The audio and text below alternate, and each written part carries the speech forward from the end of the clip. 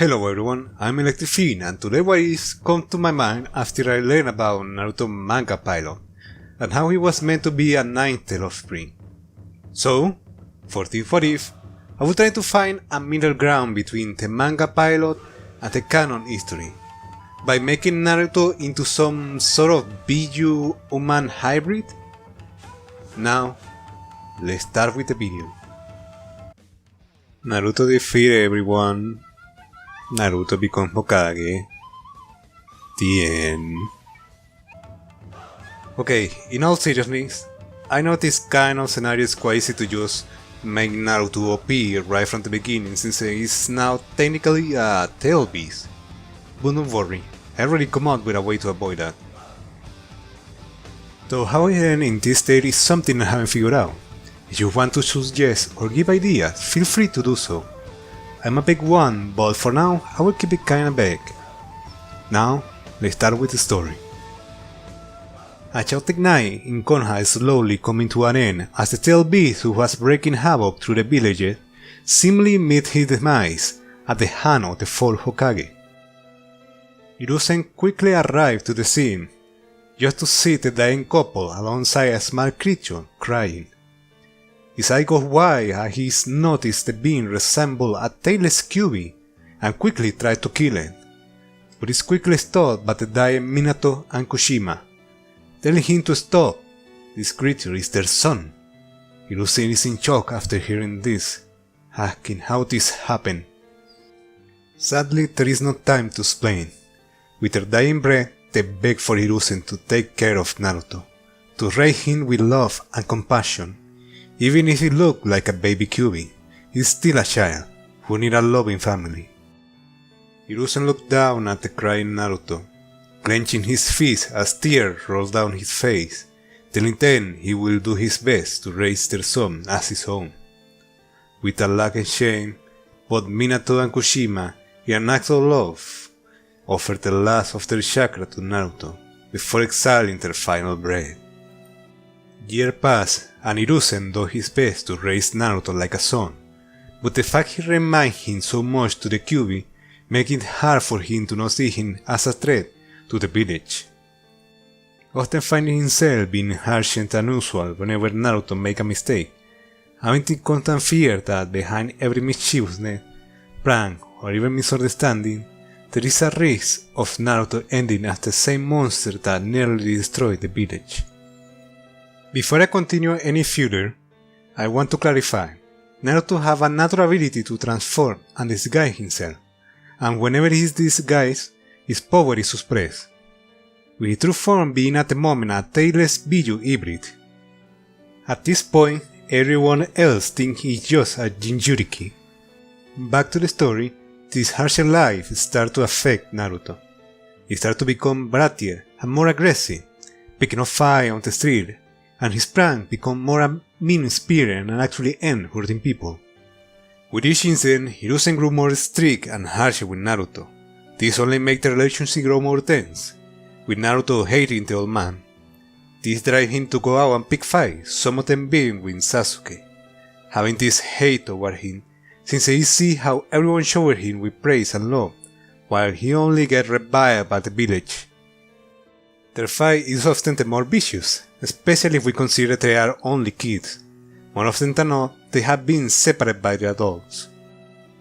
All this continues until they get news about Hiruzen having a grandchild on the way.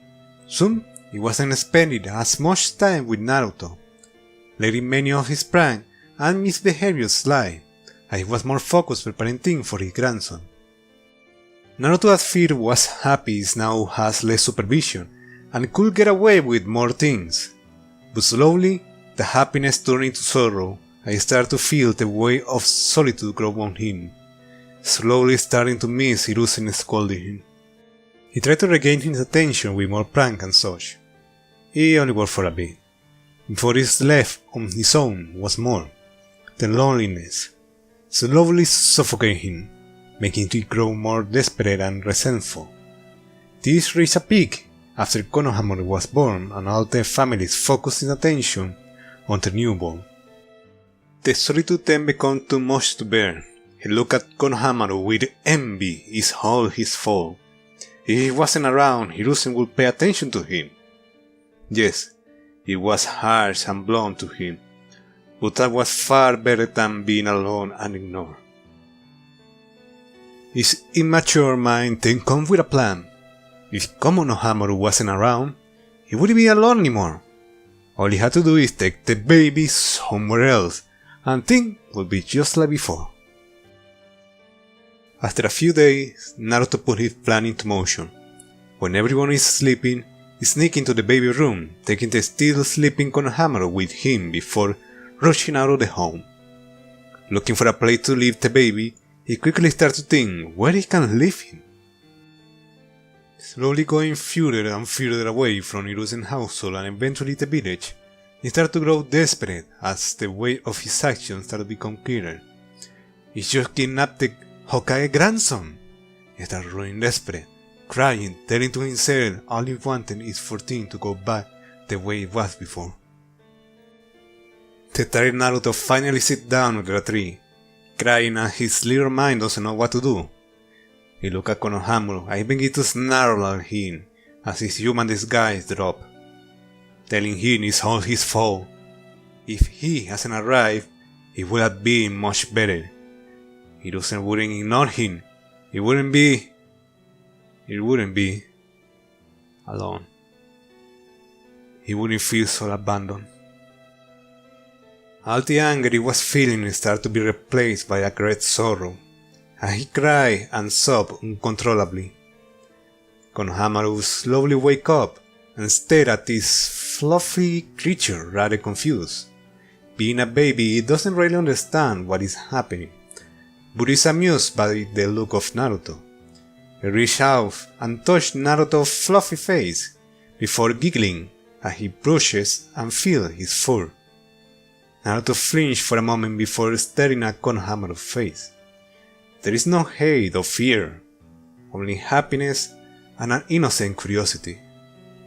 Naruto then would sob again, hugging Konohamaru as the baby just continued to amuse himself with Naruto's fluffiness. What's he doing? He's just a baby. It's not his fault. Nothing that happened is his fault, Naruto said to himself. He then started to apologize to the baby. He should have taken away like that.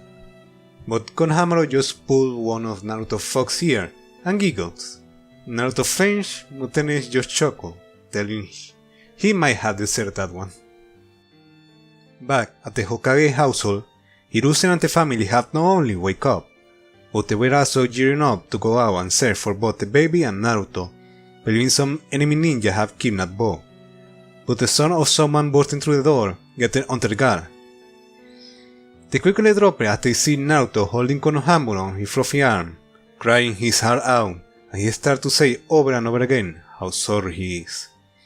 That please forgive him, he just didn't know what to do. He just didn't want to be alone anymore. Punish him, scold him, ground him, anything. Just don't leave him alone. Hiruzen's heart sank hearing all this. Seeing Naruto crying like this, and the utter desperation on his voice, his mind got back to the fateful day where he made a promise of raising him like his own child. A promise he had failed to keep. In his mind, he begged for Minato and Kushima to please forgive him. Hiruzen then approached Naruto and gently took Konohamaru from his arm, handing him over back to his parents. Naruto closed his eyes and lowered his face, bracing himself for the punishment he believed he's going to get. He flinches when he suddenly feels a pair of arms around him. Then he feels confused when he is pulled into a hug by Hiruzen, who is tearing up as well. With deep guilt on his voice, he tells Naruto shouldn't be the one asking for forgiveness. He's the one that failed him. All this time, he has failed to understand that Naruto is not the same being that nearly destroyed Konoha a few years back, and now he understands how much harm he had made by not realizing it any sooner. Hiruzen begins to cry and asks Naruto, "Can you please forgive this old man?" Naruto is so confused by all this kindness and sorrow that Hiruzen is playing, but eventually understands and returns the hug crying as well, telling him he forgives him. Both continue to hold each other and cry for a little while before moving away from the hug, with Hiruzen suggesting if he wants to stay over for some tea to help them calm each other, with Naruto quickly cleaning his tears, agreeing with the idea, giving a big smile. After this incident, things will change for the better. Hiruzen will show more kindness and patience toward Naruto, slowly coming to see him more as another grandson. Naruto will slowly go back to his more cheerful and optimistic self, as well starting to see Hiruzen more as a family, while acting like a big brother around Konohamaru, using his true form around him, as he knows how much he loves his fluffy big brother. Things also start changing around Naruto's social life, his plan becoming far more harmless, and is no longer picking up necessary fight.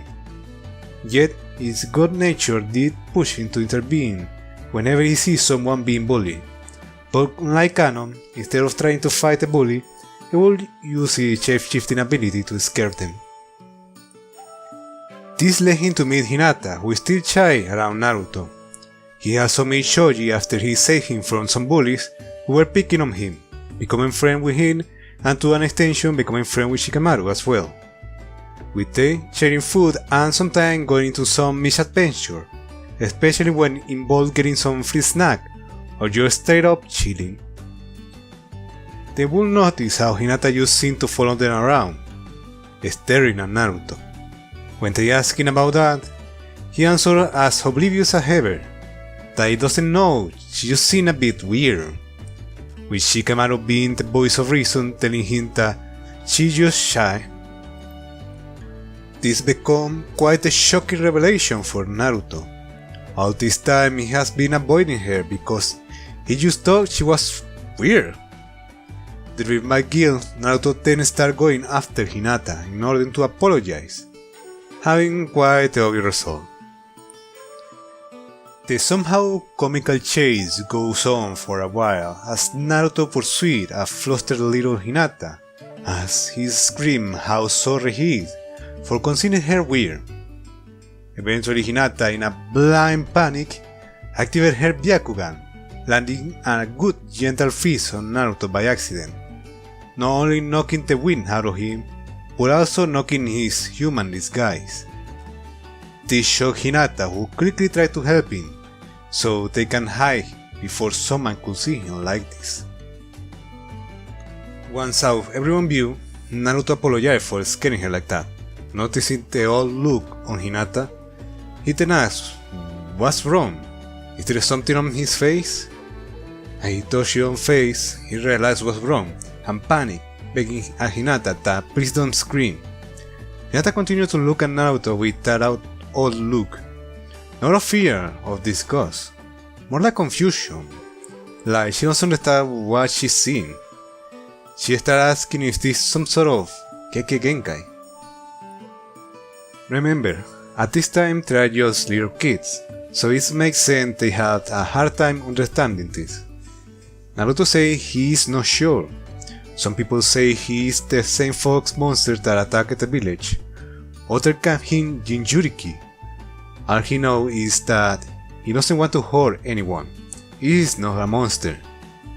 Hinata then giggled and said it is true. He looked more like a puppy. Naruto flustered and made a fuss about it, saying he is not cute, he's fierce, huffing and crossing his arm, before smiling, happy she ain't afraid of him. After that little incident, Hinata started to hang around with the others, and sometimes joining them on their shenanigans, slowly growing less shy and more confident with her new friends. But there is someone who is feeling jealousy of Naruto's newfound happiness. Someone who is feeling forgotten. That someone is Sasuke. Naruto stopped picking up fight with him, with the last time they interact being him just apologizing for all the time they fought. While at first he didn't mind, mostly relieved he didn't have to deal with Naruto anymore, It didn't take long for him to start feeling the newfound solitude. Yes, he was always surrounded by praise from other people, but those were meaningless for him. They just feel hollow. They don't know why he's trying to grow stronger. But with Naruto, it feels different. Yes, they fought all the time, but those fights were the few times he didn't feel lonely. Now, being alone started to get him just like it did with Naruto, eventually building to a breaking point, driving the young Sasuke to do something reckless, just like Naruto did. This ended happening when Naruto and his friend were chilling over some roof, eating some snacks. Sasuke arrived with pure hatred on this high, telling Naruto he thinks he is better than him now that he has friends, vented a hatred toward him, remarking he is still much of a freak as he was before. Take a moment for Naruto to realize what is happening, but soon it clicked and he started to see Sasuke like his old self, that hate and resentment. Naruto tried to defuse the situation and calm him down, but Sasuke sees red and quickly goes after him. Naruto does his best to defend himself while avoiding hurting Sasuke. Chiote tried to intervene, but Naruto stopped them, telling them to stay away and he doesn't want to see them getting injured. Naruto continues to take the beating and he tries so hard to reason with Sasuke, telling him he doesn't have to do this, he doesn't have to be alone anymore. He knows how that feels, telling him to let him help him. At this point, Naruto can barely stand on his feet. Sasuke is painting, tears falling from his face in both sorrow and anger. Naruto gives one last effort to talk Sasuke out of this dark moment, and he stretches his hand out, telling him it's okay to be angry or sad. We don't have to be this way. Want to help him. Be there to support him whenever that darkness creeps in. Sasuke's face shows the storm of emotion he's going through. He isn't thinking clearly. He doesn't know what to do. He's scared, angry, confused, and miserable. Naruto steps forward to reach out for Sasuke, and in response on his unstable state, Sasuke uses a fireball point blank on Naruto. The smoke and the smell of burnt flesh covered the area. Sasuke stares where Naruto should be, with his twisted smile and his Sharingan reawakened, giving this desperate laugh. He killed him. He killed Naruto! His laughing is cut short though, as the sudden realization of his action washed over him, and his expression changed of one of horror and utter shock. Oh God, what have you done? Shikamaru and Choji are shaken by this and unable to move. Hinata with her Byakugan sees that Naruto is still alive and snaps the other three back to reality. She tells them Naruto is not dead and they had to carry him and leave quickly. They are still startled, but Choji and Shikamaru quickly take Naruto and they feel fear? But before they can react to that, Hinata just yells at them. There is no time since the smoke is clearing. She quickly covers the track using her spin, making a cloud of dust, and dirt as the entire group, including Sasuke, leave the area. At the Hokage office, Hiruzen is doing his paperwork when he suddenly hears a ruckus outside. At first, he just thought it was Naruto, though there seemed to be more than just one person. Soon, the whole group crashed into Hiruzen's office, panicking while carrying a cubby-looking Naruto badly wounded. Hiruzen wastes no time and cleared his desk, telling them to lie Naruto on it as he gets something for his wound. Shikamaru and Choji were freaking out, asking what is happening, why Naruto is looking like that, which Hinata tried to answer to the best of her abilities. A few minutes pass and Naruto regained consciousness, flinching in pain before sitting up, looking around as he noticed the others are there along Hiruzen. Confused, he holds his head, asking what happened. Hinata filled him on the fireball incident. He then looked at Sasuke, whose expression is one of regret and distress. Remember, during this time they are nothing but kids, so they are far more emotional. Naruto, seeing the distressed Sasuke, tried to calm him down, doing his Talking no Jutsu. He said he understood he wasn't thinking clearly when he shot the fireball. He knows because he also did something stupid not so long ago. He continued to reassure Sasuke, comforting him and finally reminding him his offer is still standing. He no longer had to be alone. Sasuke cleaned his tears, trying to regain his composure and act of bad boy, which is pretty green at this point, telling Naruto to whatever, it's not like he has anything better to do. The group can clearly see past his bluff, but let him have it. Naruto gives his usual goofy grin, and he rubs his sore side when he notices he is on his real form. Panicking, but Hiruzen and Hinata calm him down, telling him they already feel the rest about it, with him giving a sigh of relief.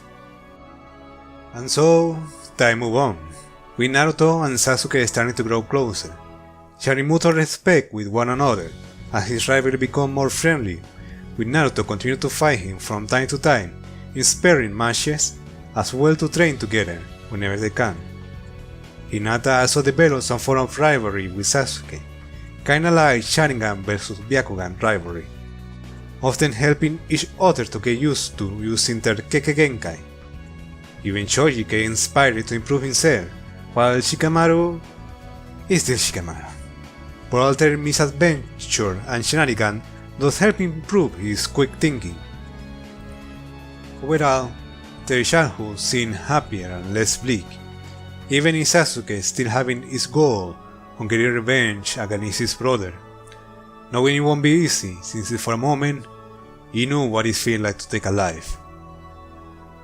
As this part comes to an end, we can see Hiruzen watching this develop with a proud smile on his face, and he thinks to himself how Naruto took the best of his parent. He gives a content puff from his pie, not knowing someone is seeing this develop with jealousy. And here's where this part ends. I hope you guys like this prologue. I needed to say a lot of things before I jump into Naruto main story properly. I am also leaving 2 polls on this video. One is, since Sasuke reawakened his Sharingan early, should he get his 3 Tomoe Sharingan since he have years to mature it? Or should he have only 2 when the main timeline takes place?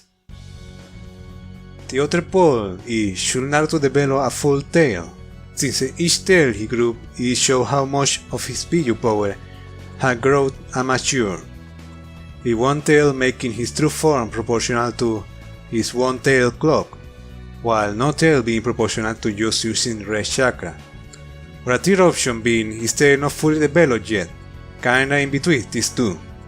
Feel free to leave your answer either in the poll or the comment, as well as suggestions for this what if and new ones. I'm being the Electric Fiend, and I see you guys next time.